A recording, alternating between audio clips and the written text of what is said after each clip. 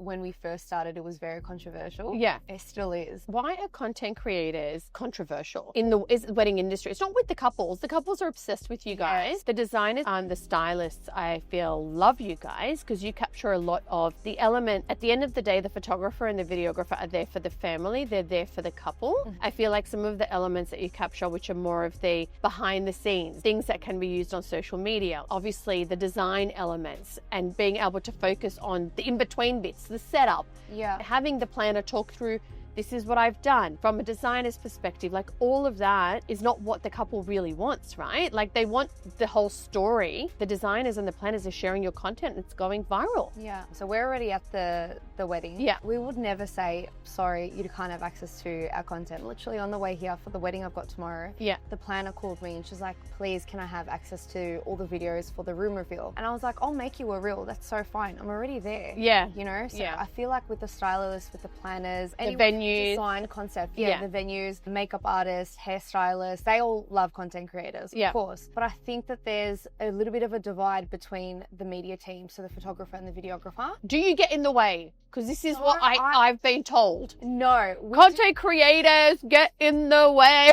No, we do not get in the way. Okay. I know from all of my content creator friends as well, I feel like it's just like an unspoken rule that, as silly as it sounds, but there's a hierarchy. Hierarchy is photographer and videographer is number one. Yeah. Number two is content creators. We will never get in the way of your professional shot because that's what's going to be hung up on our bride's wall and our groom's wall. Yeah. It's not going to be a reel. You know what I mean? So I feel like people just need to really understand we're there for the bride and groom. We're not here to take anyone's job away. We're being hired. We're wanted here. So I feel like over time, some people got used to it and others are just very like, no, if you have a content creator, we cannot do your wedding. Like I've been pushed back 3 times now by a bride and groom. So they've left a deposit with me. They've let their videographer and photographer know that, hey, we've got a content creator, and they've said, I'm sorry, you can't have a content creator. We do not work with content creators unless it's in-house. So I've lost weddings. Yeah. And I'll always refund the deposit because the bride and groom, like it's out of their control. Yeah. But we really don't want that to be happening. I think,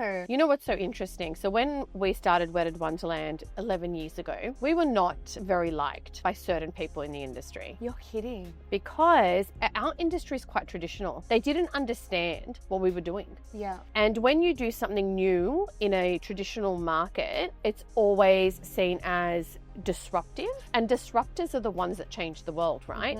But for example, we used to get into all sorts of quarrels with photographers and videographers when they would want to give us content that had watermarks on it. Now, if we going through the feed, and at that time there were no stories, there were no highlights, it was literally like you're posting on Facebook, you're posting on Instagram. Some of these watermarks became almost half the size of the photo or the video. And on top of that, from a feed perspective, we really wanted the integrity of the content to remain consistent rather than it looking like, a billboard. Rather than it looking like the yellow pages, you know what I mean? So for us, it was like your photos and your style is your watermark.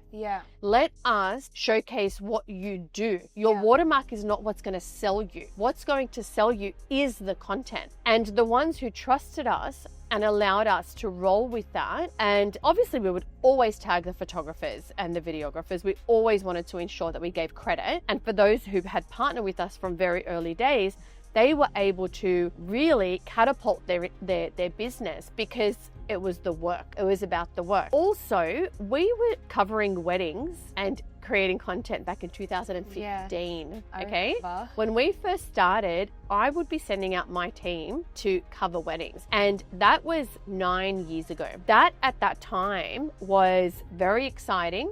The planners and the designers were the ones who wanted it the most. Couples did not understand it because for them it wasn't about making a mark through their wedding. Now weddings are really used as an opportunity for couples to showcase their love story, their family, and everyone's a content creator. Every single person who has a phone technically is a content creator. But what content creators do in the wedding industry is they follow a sequence, they follow a story, and they edit it in a way that everyone is just like, what is going on? Yeah. It's like being that shadow behind the couple Yeah. that really gets to showcase through the eyes of the couple what is actually happening in that experience. From that perspective, that was also incredibly challenging, and we actually stopped doing it because we found it so hard to navigate 9 years ago. Fast forward now, it's in demand. The industry has to understand that this is something that it's a request coming from the couples, right? Yeah. And what happened, I feel, with content creators is those who were really good with the phone, those who worked in agencies, those who worked in marketing, started picking up their phones, taking content at weddings, and then people were like, can you come to my wedding? Yeah, exactly right. Can you come to my wedding? So I'd love to hear your start point. Yeah. How long you've been around, because you were one of the first in Australia. Correct. What happened with you and why did you get started? So I started close to 3 years ago. From then, there's just been so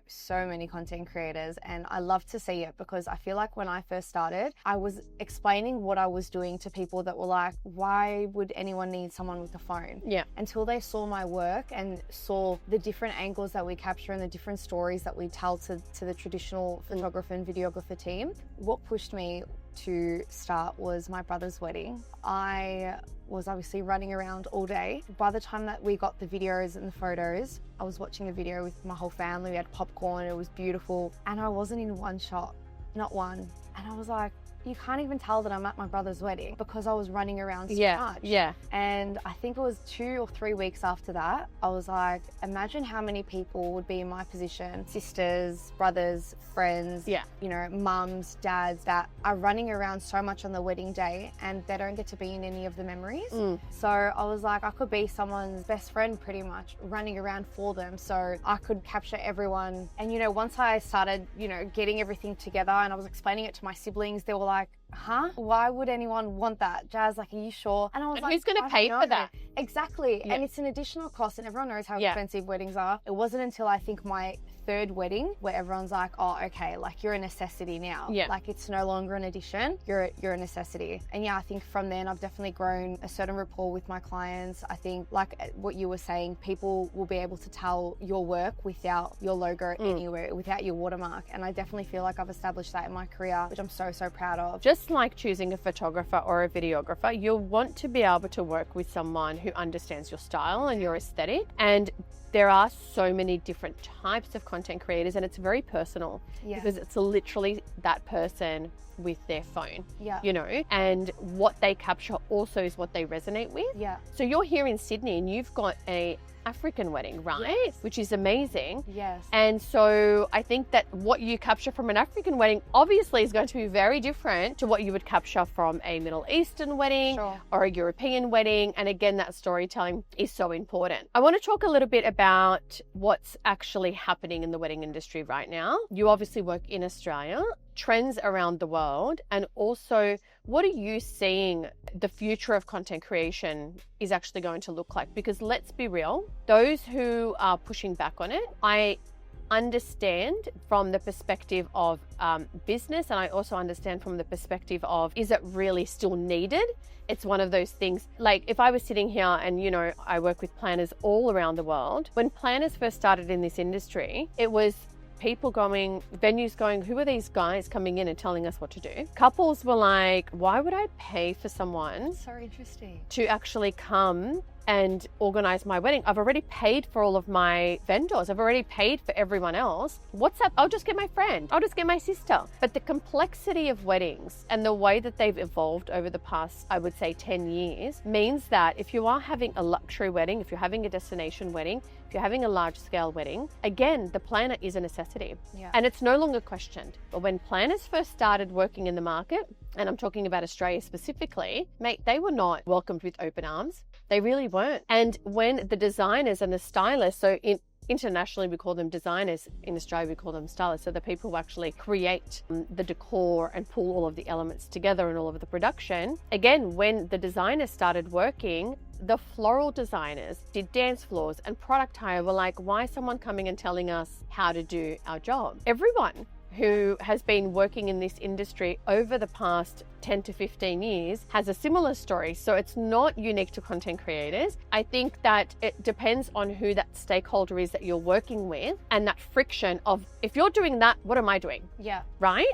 And that was planners, that was designers, and they went through that journey. I feel like, especially in the wedding industry, it's very sensitive. Yeah. And I didn't know this until, I'd probably say, after my first year of being in the industry.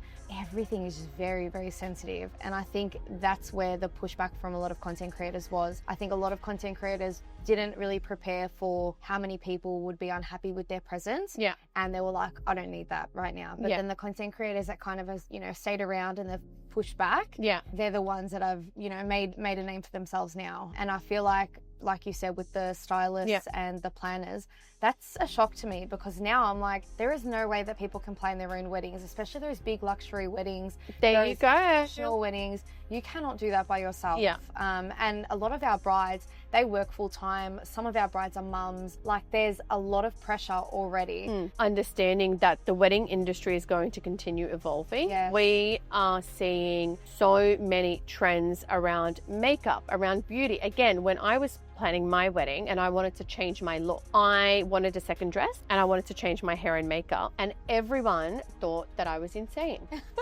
Who do you think you are? I was like, I want a cape. And it was like, who are you, Superman? Like, I was like, dude, this is what I want. Like, I follow all of the international couturiers. I actually had Zuhair Murad and Georgia Baker at the time sketch me dresses, because I had seen their international shows. I was always obsessed with Couture Fashion Week. I was always obsessed with the Met Gala. I knew what was going on overseas, and I was like, I want that. I want a second dress. I want a mini dress for my second look. But there was so much pushback, even from designers who were like, Wendy, when you have a wedding dress and you've paid that much for a wedding dress, you wear the wedding dress for the whole day and you don't take it off. And now we see brides with 3 looks. 3, We see the change of hair, we see the change of makeup. When I was planning my wedding, and this is one of the reasons I started Wedded Wonderland, like, I was working in the wedding industry in a venue, and I was planning and coordinating all of these weddings. And, we would have brides come in and they would be like, I want this, for example, a flower wall. And I would go to the florist and I would say, this bride wants a flower wall, or she wants, at the time it was the swinging cake, the chandelier cake that we were seeing on Pinterest. All of our inspiration largely was coming from Pinterest, but that's American. We don't have the resources to do that here. There's nobody that has flower walls here.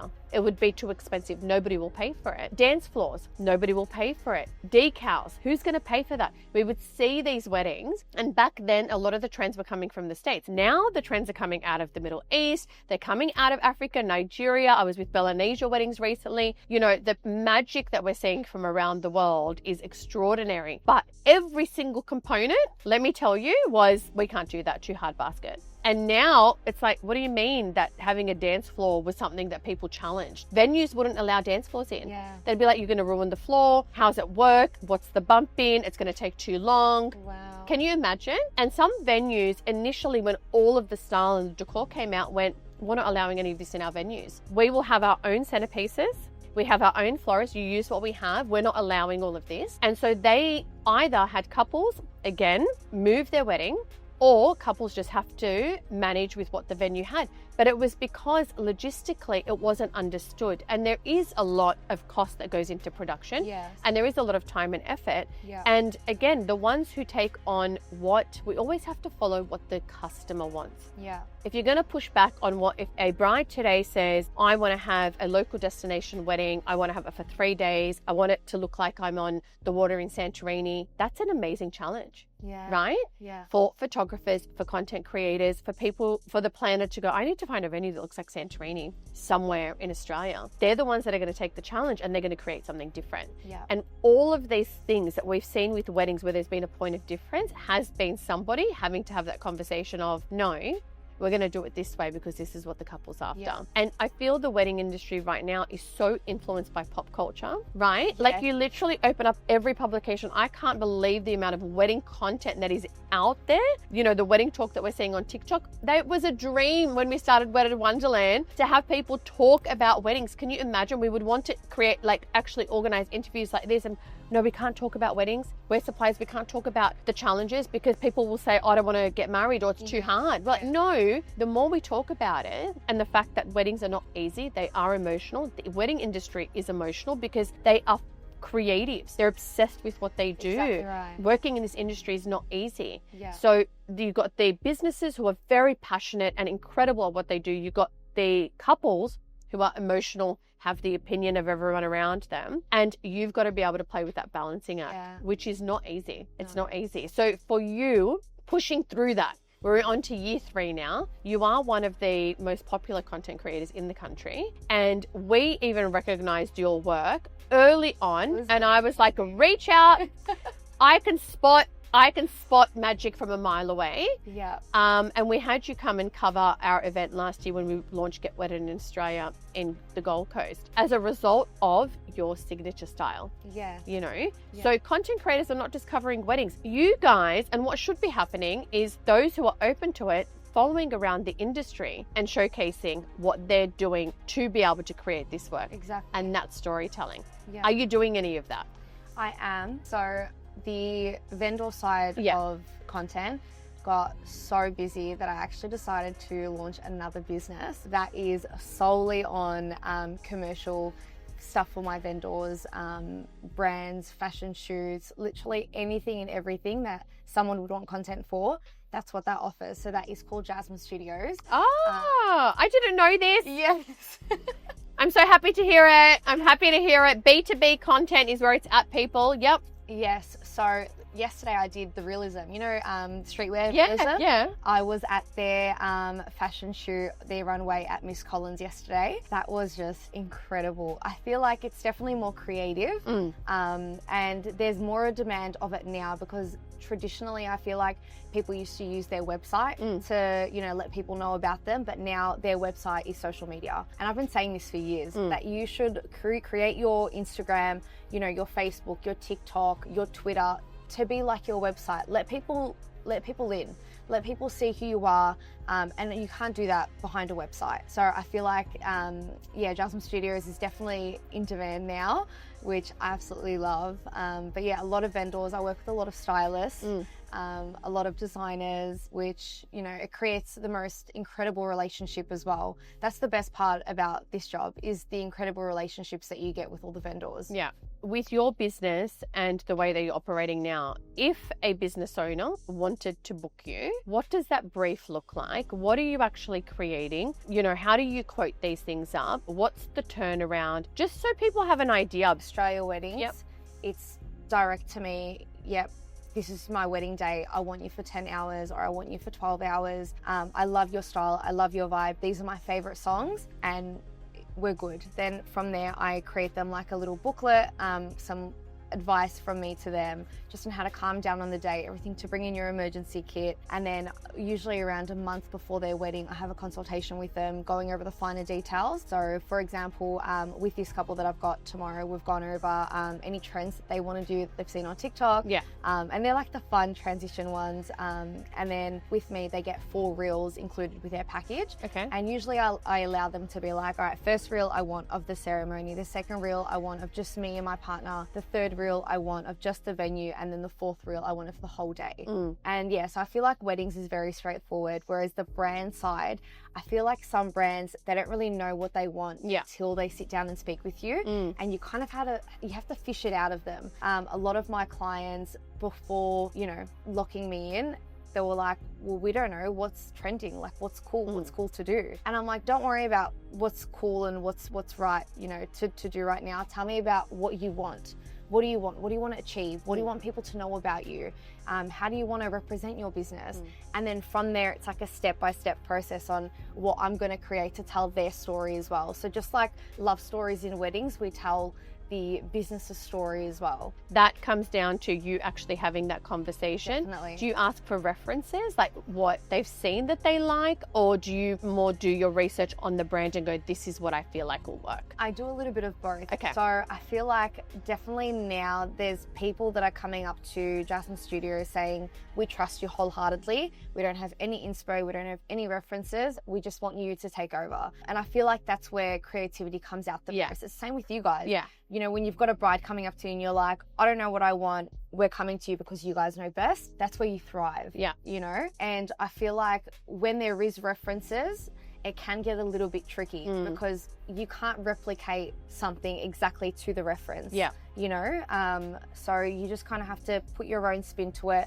And I'm always afraid if I do something similar to the reference, are they going to be disappointed that I didn't mimic the reference or, you know, but then again, inspo is always welcome as long as, you know, the client knows we're not going to replicate whatever you've sent in. Yeah. You know? Yeah. What about those who are afraid to get on the camera? Because this is another big talking point, right? So we have so many amazing service providers and people that we work with, and referencing Wedded Week, we're really trying to push them out of their comfort zone in creating content that is authentic to them. And we're sharing a whole series of briefs. But the biggest thing is, I don't like being on camera. I don't like the way that I look. I don't like the way that I sound. I'm not used to it. I want to tell my brand story and I want people to connect with me, but I just don't know how. So what's your advice on that? Mine's a bit of a tough love, like you just got to do it. People don't book you just because of your brand, they book you for you. They want to connect with you, they want to connect with the business, they want to have some sort of relationship with you. I honestly feel like without me putting my face on social media as much as I do, I would not have the clients and, you know, the rapport and the presence in social media the way that I do. It's just something that you got to bite and be done with it. And I feel like practice makes perfect. The more times that you know, even if you don't even post it anywhere, even if you just sit down, put a camera there and you just start talking about your brand, eventually it's going to just feel like you're in a conversation with someone in front of you because ideally that's what it is. Yeah. You're speaking to thousands of people. And yeah, I feel like as soon as businesses start to learn that, that's all you have to do. You just have to try and just bite it. Yeah. Just do it. And just watch what happens to the business. And as to your point, it's a conversation starter. Yeah. So if somebody knows that I'm a dress designer, I'm a makeup artist, and they've heard my voice, they've seen my demeanor, my mannerisms, how I talk about my product, it's like, oh, I know you. They feel like they know you. They feel like they know you. Yeah. And this is what it's about. It's an introduction to who you are, what you do, what you're passionate about. And I have yet to meet a single person in this wedding industry. And let me tell you, I think I've met 50,000 business owners over the years. I've yet to meet one person who, when I ask them, what do you do, that their eyes don't, you know, spark up and they just don't, you know, immediately go, oh, this is what I do and this is who I am. And I'm like, see that? We need that on camera. Yes. Right? Because like I said, we have some of the most talented creatives in the world in this industry. And when it comes to venues, those who are working within the space, who are meeting with the couples and saying, this is what we can do for you here, get that content creator. And another point, you don't have to be a content creator. No, you do not. have to be able to talk about who you are and what you do and let the content creator work their magic. What you need to do is basically break through that wall and say, I have to do it. I have to speak about my business and my brand. How I do that, you will be guided. Where you do that, you will be guided. What you look like, whether you're sitting down, standing up, or doing cartwheels, you will be guided. But you just have to get to that point and over that wall that's standing in front of you to say, I need to talk about my business online. I will say my favorite quote ever by Denzel Washington. Yeah. If you do not fail, then you are not even trying. Exactly right. And I absolutely love that quote. And I actually shared something on my Instagram yesterday, which I just made up at 2 a.m. because I'm jet lagged. And it was like, you know what's so hard is growing, but what's harder is not growing. Staying still. Is staying still. Yeah. And we don't want to stay still. And today content it's audio. Yeah. People want to hear a voice. Yeah. You know, they want to see a face. They want to and for me, I mean, I talk all around the world, but the time to actually sit in front of a camera and speak is so hard. And I'm a public speaker, so I get it. Time is really challenging.